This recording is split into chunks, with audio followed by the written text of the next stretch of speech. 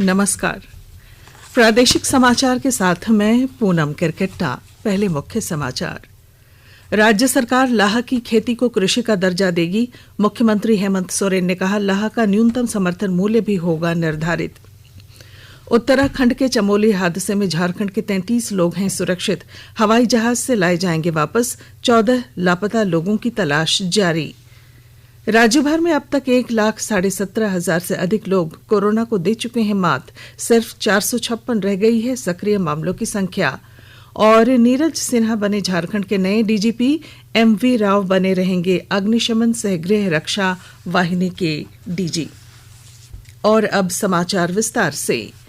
कोविड-19 महामारी के खिलाफ देश एकजुट होकर लड़ रहा है। आप भी हमारे साथ सुरक्षा और बचाव के 3 आसान एहतियाती उपायों का संकल्प लें। मास्क पहनें, 2 गज की दूरी है जरूरी, सुरक्षित दूरी बनाए रखें, हाथ और मुंह साफ रखें। राज्य सरकार लाह की खेती को कृषि का दर्जा देगी और इसका न्यूनतम समर्थन मूल्य भी तय करेगी। मुख्यमंत्री हेमंत सोरेन ने कल भारतीय प्राकृतिक राल एवं गोंद संस्थान नामकुम में आयोजित 2 दिवसीय किसान मेला सह कृषि प्रौद्योगिकी प्रदर्शनी के उद्घाटन समारोह में यह घोषणा की।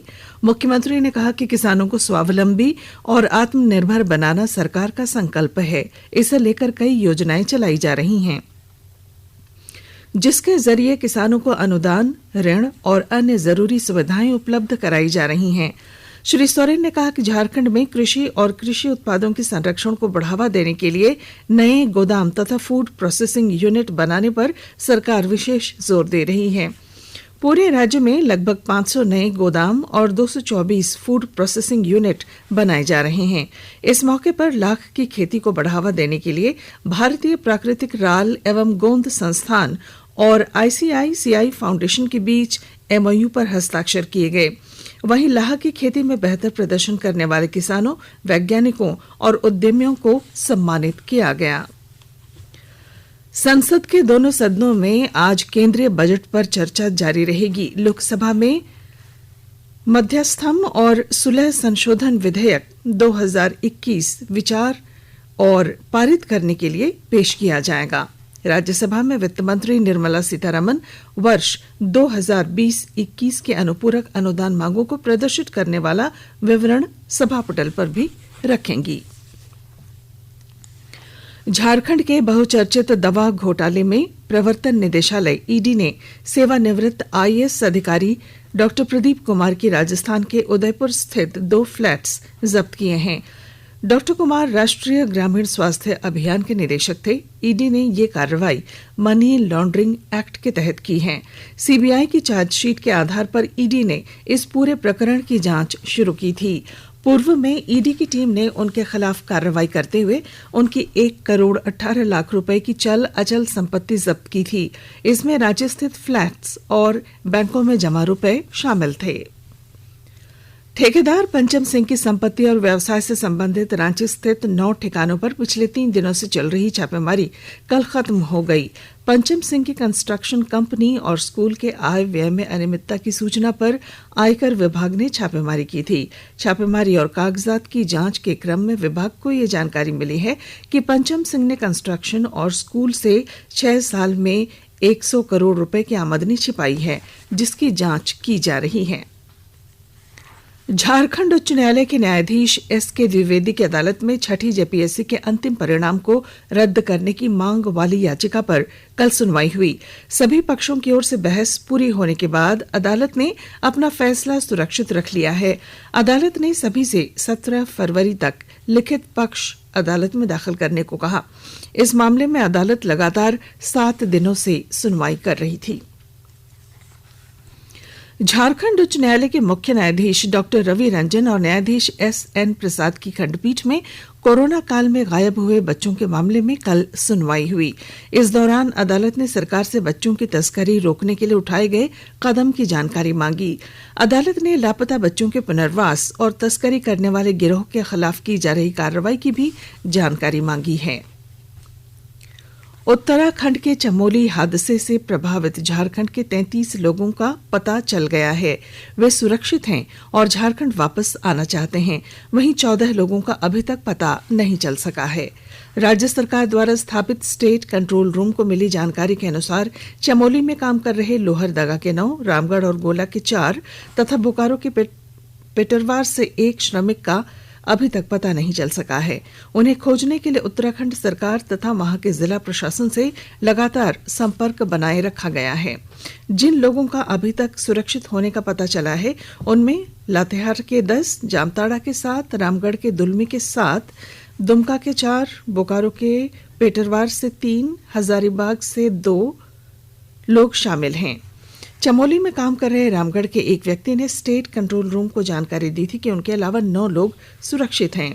इधर राज्य सरकार ने सभी मजदूरों का हवाई जहाज से चमोली वापस लाने का फैसला किया है। मुख्यमंत्री हेमंत सोरेन से स्वीकृति मिलने के बाद श्रम विभाग ने इसकी तैयारी शुरू कर दी है। रांची जिले के बेड़ो प्रखंड के बारीडीह गांव निवासी मांडर विधानसभा के पूर्व विधायक विश्वनाथ भगत का लंबी बीमारी के बाद कल शाम निधन हो गया। पूर्व विधायक विश्वनाथ भगत बिहार सरकार के समय झारखंड मुक्ति मोर्चा की टिकट से 1995 से 2000 तक मांडर विधानसभा क्षेत्र के विधायक रह चुके थे। विश्वनाथ भगत पिछले कुछ वर्षों से गंभीर बीमारी से ग्रस्त थे। पिछले दिनों दिल्ली के अस्पताल में इलाज कराने के बाद वे अपने आवास रांची के अरगोड़ा स्थित पीपर टोली लौट आए थे, जहां उन्होंने गुरुवार को अंतिम सांस ली। आकाशवाणी के ताजा तरीन समाचारों के लिए आप हमारी वेबसाइट newsonair.com पर लॉग ऑन कर सकते हैं। ताजा समाचार Twitter handle @AIR News Alerts और Facebook page all India radio news पर भी उपलब्ध है। आप प्रादेशिक समाचार एकांश के ट्विटर हैंडल @AIR News _ और Facebook page AIR News Ranchi के अलावा YouTube channel AIR News Ranchi पर भी हमारे बुलेटिन सुन सकते हैं। प्रादेशिक समाचार आप आकाशवाणी रांची से सुन रहे हैं और अब पेश हैं कोरोना से बचाव के कुछ संदेश।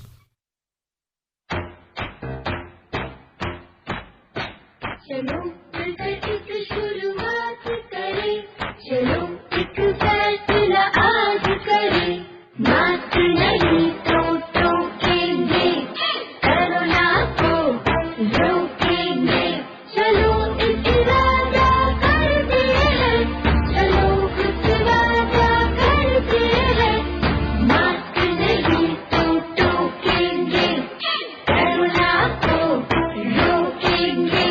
भारत सरकार द्वारा जनहित में जारी। कोविड-19 से बचाव और सुरक्षित रहने के 3 उपाय। मास्क लगाएं, 2 गज दूरी है जरूरी, सुरक्षित दूरी रखें, हाथ और मुंह साफ रखें। प्रादेशिक समाचार में आपका फिर स्वागत है। राज्य के विभिन्न जिलों में कल 53 लोग कोरोना को हराकर स्वस्थ हुए। अब तक 1,17,669 लोग कोरोना से स्वस्थ हो चुके हैं और सक्रिय मामलों की संख्या घटकर 456 रह गई है। राज्य भर में पिछले 24 घंटों के दौरान 45 नए कोरोना संक्रमित मिले, जिनमें रांची के 24, पूर्वी सिंहभूम के 10, धनबाद के 5, लातेहार के 3, सिमडेगा के 2 तथा देवघर का 1 नया संक्रमित शामिल है। वहीं अन्य जिलों में कोई नया संक्रमित नहीं मिला। राज्य में पिछले 24 घंटों के भीतर किसी कोरोना मरीज की मौत भी नहीं हुई है। सीएनजी से चलने वाला भारत का पहला ट्रैक्टर आज से उपयोग में आना शुरू हो जाएगा। इससे खर्च में कमी आएगी तथा किसानों की आमदनी बढ़ाने में मदद मिलेगी और ग्रामीण क्षेत्र में रोजगार के अवसर पैदा होंगे। सड़क परिवहन और राजमार्ग मंत्रालय ने कहा है कि इसका सबसे बड़ा लाभ यह होगा कि किसान ईंधन पर हर वर्ष 1 लाख रुपए से अधिक की बचत कर सकेंगे। जैप के डीजी नीरज सिन्हा को झारखंड का नया पुलिस महानिदेशक बनाया गया है। 1987 बैच के आईपीएस अधिकारी नीरज सिन्हा के पास भ्रष्टाचार निरोधक ब्यूरो एसीबी के डीजी का अतिरिक्त प्रभार था। राज्य के प्रभारी डीजीपी एमवी राव अग्निशमन तथा गृह रक्षा वाहिनी के डीजी बने रहेंगे। नीरज सिन्हा के डीजीपी बनने से अब संघ लोक सेवा आयोग यूपीएससी से स्वीकृति लेने की भी आवश्यकता नहीं है, क्योंकि उनके नाम की स्वीकृति आयोग से पूर्व में ही मिल चुकी है। नीरज सिन्हा के नाम पर राज्य सरकार ने मोहर लगाते हुए कल झारखंड का डीजीपी बनने की उन्हें सहमति दे दी। इससे संबंधित अधिसूचना भी कल जारी कर दी गई है। पाकुड़ जिले में किसानों की आय दोगुनी करने को लेकर कृषि, पशुपालन तथा सहकारिता विभाग ने विशेष तैयारी की है। इसे लेकर किसानों के साथ समन्वय बनाकर काम किया जा रहा है। विस्तृत ब्यौरे के साथ हमारे पाकुड़ संवाददाता। जिले के किसानों को आत्मनिर्भर और स्वावलंबी बनाने की दिशा में जिला प्रशासन जुटा हुआ है। किसानों को आत्मनिर्भर बनाने के साथ उनकी आय दुगुनी करने की दिशा में कृषि, पशुपालन एवं सहकारिता विभाग जोर शोर से जुटा हुआ है। किसानों को जैविक खाद, मिट्टी जांच के अलावे नई तकनीक की जानकारी देकर उपज बढ़ाने के प्रयास तो हो ही रहे हैं, साथ ही उन्हें परिसंपत्ति का लाभ भी पहुँचाया जा रहा है। जिले के प्रगतिशील किसानों को टपक सिंचाई योजना से जोड़कर खेती को बढ़ावा देने का काम भी कृषि विभाग से जुड़े अधिकारी और कृषि वैज्ञानिक कर रहे हैं। एक फसलीय के बदले बहुफसलीय खेती के लिए किसानों को प्रेरित करने का काम किया जा रहा है। किसान मेला का आयोजन कर किसानों को मत्स्य, कृषि, पशुपालन से जोड़ने की जानकारी दी जा रही है। राम प्रसाद सिन्हा, आकाशवाणी समाचार, पाकुड़। लोहरदगा जिले में नाबार्ड से संचालित 2 योजनाओं financing facility under agriculture infrastructure fund और formation and promotion farmers producers organisation FPO जिला स्तरीय अनुश्रवण समिति के गठन को लेकर उपायुक्त दिलीप कुमार टोप्पो ने कल बैठक की। इस मौके पर नाबार्ड अधिकारी ने बताया कि किसानों की आय बढ़ाने के लिए लोहरदगा में एक एफपीओ का गठन किया जाना है। एफपीओ को अगले 5 वर्षों तक उत्पादन, प्रोसेसिंग, बाजार उपलब्ध कराना, तकनीक का इस्तेमाल, क्रेडिट लिंकेज की सहायता प्रदान की जाएगी। संक्षिप्त खबरें। रामगढ़ जिले में सड़क सुरक्षा महीने को लेकर कल पुंदाग टोला प्लाजा के निकट नेत्र जांच शिविर का आयोजन किया गया। वहीं वाहन चालकों को वाहन चलाते समय फोन का इस्तेमाल नहीं करें, शराब पीकर गाड़ी नहीं चलाने और हेलमेट तथा सीट बेल्ट अवश्य पहनकर गाड़ी चलाने की सलाह दी गई है। रांची के अपर न्यायायुक्त दिवाकर पांडे की अदालत ने 4 जनवरी को किशोरगंज में मुख्यमंत्री का काफिला रोकने की कोशिश और उपद्रव मामले में नामजद 2 महिलाओं सहित 8 आरोपितों को कल जमानत दे दी। झारखंड उच्च न्यायालय के मुख्य न्यायाधीश डॉक्टर रवि रंजन और न्यायाधीश एसएन प्रसाद की खंडपीठ में कल सुनवाई के दौरान राज्य में मनरेगा के तहत चलने वाली योजनाओं की ऑडिट रिपोर्ट पेश करने का निर्देश दिया गया। झारखंड उच्च न्यायालय के न्यायाधीश आनंद सेन की अदालत से पूर्व डीजीपी डीके पांडे, उनकी पत्नी पूनम पांडे और बेटे शुभंकर को राहत मिल गई है। अदालत ने कल दोनों पक्षों के बयान को रिकॉर्ड करते हुए डीके पांडे और उनके परिजनों के खिलाफ दर्ज प्राथमिकी निरस्त कर दी। और अंत में अखबारों की सुर्खियां। राज्य से प्रकाशित होने वाले लगभग सभी अखबारों ने भारत चीन सीमा से चीनी सैनिकों की वापसी की खबर को प्रमुखता से प्रकाशित किया है। उल्टे पांव ड्रैगन शीर्षक से दैनिक भास्कर ने पहले पन्ने पर प्रमुखता से चीनी सैनिकों की वापसी की खबर प्रकाशित की है।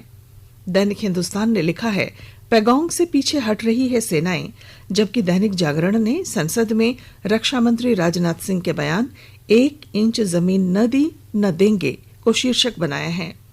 झारखंड में लाह की खेती को कृषि से जोड़ने की खबर प्रभात खबर और रांची एक्सप्रेस ने अपने अपने पहले पन्नों पर प्रमुखता से प्रकाशित किया है।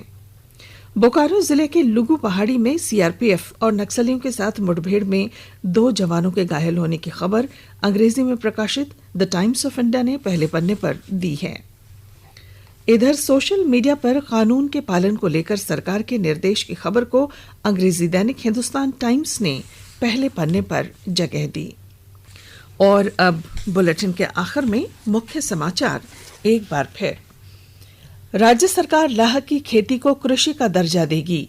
मुख्यमंत्री हेमंत सोरेन ने कहा, लाह का न्यूनतम समर्थन मूल्य भी होगा निर्धारित।